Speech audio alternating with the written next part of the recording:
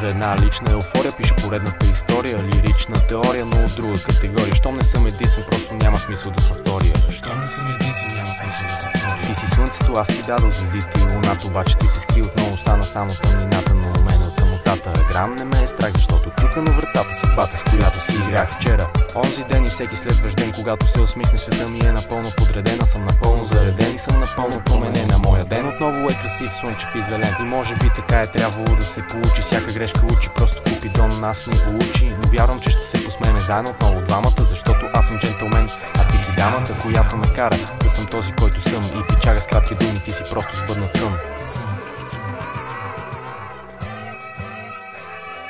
Аз ще се събудя от всеобщата заблуда, възбуда и дори набуда да се моля до полуда. Тяхната подбуда пак за мен остава доста луда. От това да се влюбя няма как да загубя.